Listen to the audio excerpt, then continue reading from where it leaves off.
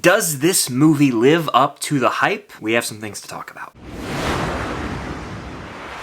What's going on, guys? I'm Chris, and welcome back to another video. So today I'm giving you my thoughts on Godzilla Minus One, the latest film that has sort of taken the world by storm, at least film Twitter. I have seen nothing but praise for this movie, so I said, you know what? I'm gonna go see this and determine for myself if it is actually one of the best films of 2023. And before I even give you guys my thoughts on this, I gotta give you a bit of a background with Godzilla. I've seen the MonsterVerse films. I believe they started coming out in 2014. That's Godzilla, Godzilla King of the Monsters, Kong Skull Island, Godzilla vs. Kong, I think that's all of them, and then there's Godzilla Times Kong coming out next year. I am not a fan of that series of films at all, really. Kong Skull Island's my favorite. Godzilla 2014 is fine. These movies just give us the most uninteresting human characters you can imagine. I remember really none of them because of that. There's nothing memorable about them except for like one cool fight scene here and there, and so those movies are what I essentially categorize as throwaway. I don't think about them ever, and I'm not excited for the upcoming movie, The New Empire. And those are the only Godzilla films I've seen. I've never watched any of the original films or any non-American Godzilla film. So this is the first time I watched a true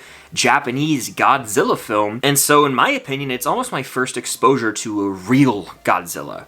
Not a watered down Godzilla like they do here in the US, a legit Godzilla story. And because of that, I am so happy to report this movie not only kicks ass, but it is emotional as hell and one of the better films of 2023. I have been on film Twitter or just on social media long enough to know that pretty much every few months a movie's gonna get a ton of hype, and sometimes it's just not warranted. Sometimes people just get bored and are like, you know what, let's pick this movie to put up on a pedestal and just hype up for no real good reason. And I feared that's what was the case with this one.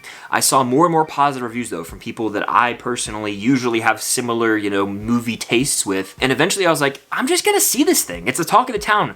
Why not just go see it? I wanted to really put to the test if this movie's actually great or not. And like I said a few seconds ago, it blew me away. But what's impressive is Godzilla didn't even have to be in this movie for me to feel the way I feel right now. Of course, it is a Godzilla film, and visually Godzilla is intimidating and terrifying from the jump, but the human characters make this movie special because they're established so early on and you feel for them. And I'm not going to be dropping names here because I don't want to mispronounce them, but the main character of the film is a World War II pilot for the Japanese, and this film takes place right after World War II concludes, so it's a time where Japan is recovering from the aftermath of the war. And so this character is a pilot, and he comes back from the war and is viewed almost as a coward because of that. I won't get into the details, and in fact I won't go too far on plot details here because you guys should see this movie as fresh as possible. But like I said, the main character of this film is sort of spat on when he returns home. As the movie unfolds, he has to assume this new role, and you really just start to feel for this guy, and you just witness firsthand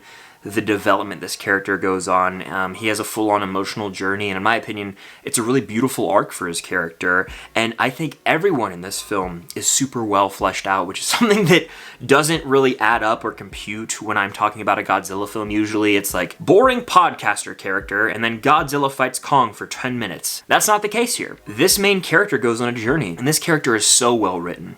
In fact, everyone is well written. When I think of some of the great monster films of our time, my mind immediately goes to Jaws. I have a poster that used to be right here and it's in another spot now, but Jaws is like the definitive shark film. And the thing that's wonderful about Jaws is it's not about the shark. It's about the human characters and their journeys in the film, overcoming fear.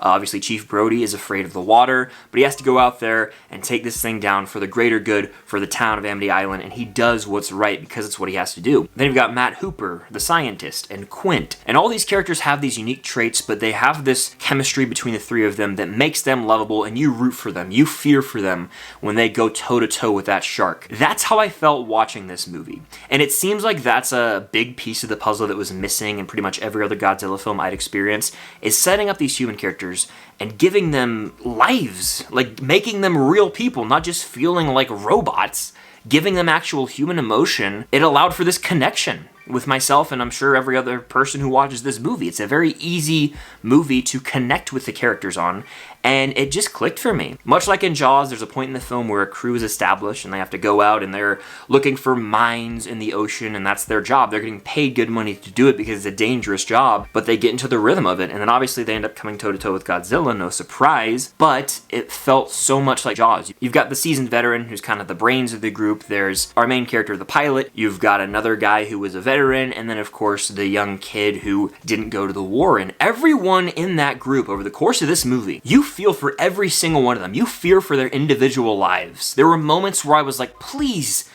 don't kill this character. Like, I feared. I was clenching my fist in the audience like, man, I actually value this person. I don't feel that way in a lot of these other monster movies, and that's why I commend this one. The writing is top-notch. Every character has a clear-cut motivation. It works. That's how you make a movie. You make the audience care about the characters, and then you worry about the action and Godzilla. Anything else does not matter if you do not make compelling characters, and this film excels at that. There's also a sort of unconventional family story at this film's core as well that obviously pulled on my heartstrings. I was choking up at a certain point in the movie. So this movie puts the characters at the forefront above all else, and that's the most important thing. That's what's lost in translation, I think, with the Monsterverse and a lot of other movies that are like shark movies nowadays, is they forget we don't care about all that. We come here for the characters. If we can't root for somebody, it doesn't matter if the shark or Godzilla is tearing them apart, because we don't really care.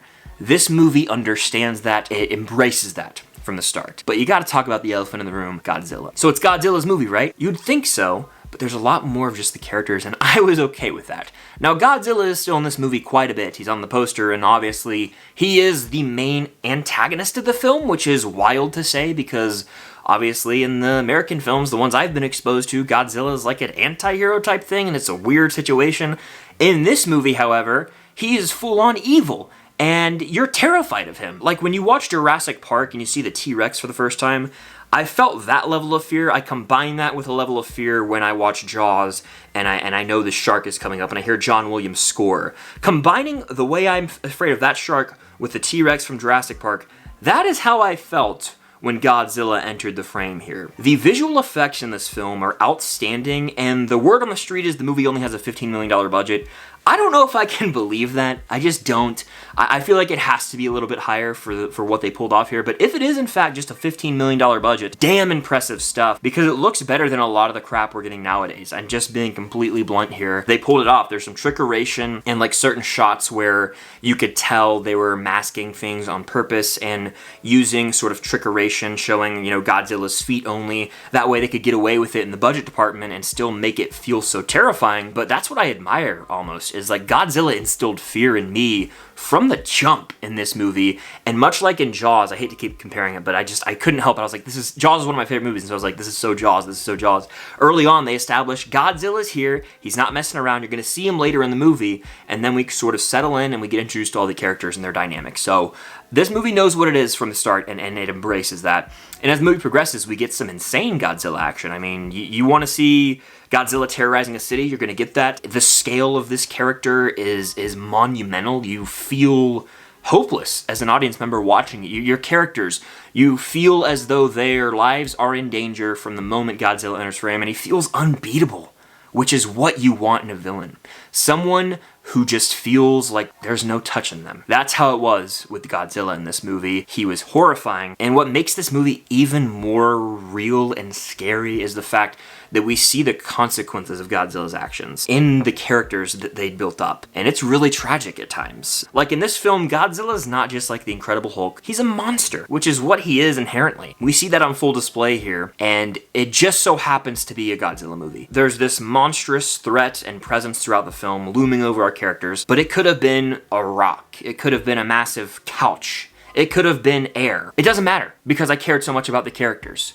Obviously, Godzilla's like the cherry on top, you know? The cake, the foundation of this film is the characters and their wonderful arcs, and Godzilla, the action, and everything else, it's just icing. It's just the cherry on top. It adds to it, but because I cared so much about the characters, they could have gone up against any threat in this film, and it would have been just as effective, which goes to show how great of a filmmaker the director is. This movie's a technical marvel, because if it is just a $15 million budget, which is what it's been reported, I don't know how they pulled it off, I think it's really brilliant, showing Godzilla from street level, so from the perspective of humans, and we just see like Godzilla's toes, and it's like, oh my god, the scale of this character is insane. Probably the biggest surprise in this film was the score. I saw it in like this extreme movie, so it's not IMAX, but it's like a bigger screen and the sound's real loud, and I was right in the middle of the theater, and the score was just so moving. It's really a crucial part of film. And this movie was composed wonderfully. The third act of this movie had some tracks that just had me with full body chills, and whenever a movie can do that, that's how you know it's pretty damn good. So to be completely honest, Godzilla Minus One shocked me. I went in with the lowest of lows in terms of my expectations because I had all these preconceived notions about what a Godzilla movie was, and I had to throw that all out the window by the time the credits rolled, because this thing shocked me. It's a fantastic movie, guys, and believe the hype. I know it's hard sometimes, specifically on, Twitter or social media, to buy into this false hype because it's there for a lot of things, and it's warranted here. It's one of the better movies of the year. I was really just shocked at how they pulled off some of these visual effects. The score was outstanding, and every character just has a beautiful arc in this film, making for an emotional journey that had a lot of payoff. Godzilla Minus One is a film that you must see, in my opinion, and I'm stunned to sit here and say it, but it's damn near 4.5 to 4.75 out of 5 for me. If I had to knock the movie ever so slightly, not absolutely over the moon about the final few moments, and there's some slight pacing issues at times where I was like, okay, let's get the thing going a little bit, but other than that, I mean, I'm willing to look past it all because of how riveting this movie was, and truly moving. But that's just my opinion on Godzilla Minus One. Really happy that I went and checked this one out, and I recommend you guys do the same, even if you're not a Godzilla fan, because I claim to not be one. This movie might have turned me into a Godzilla fan, so if you guys are big Godzilla people, let me know what to watch in the comments down below, please. But hit that like button, again, comment your thoughts on this film down below, your expectations if you've not yet seen it. Subscribe and hit that notification bell to help reach my goal of 100,000 subscribers here on the channel. It would mean a lot. But that's going to do it. Thank you guys, as always, for watching, and until next time, I'll see you guys later.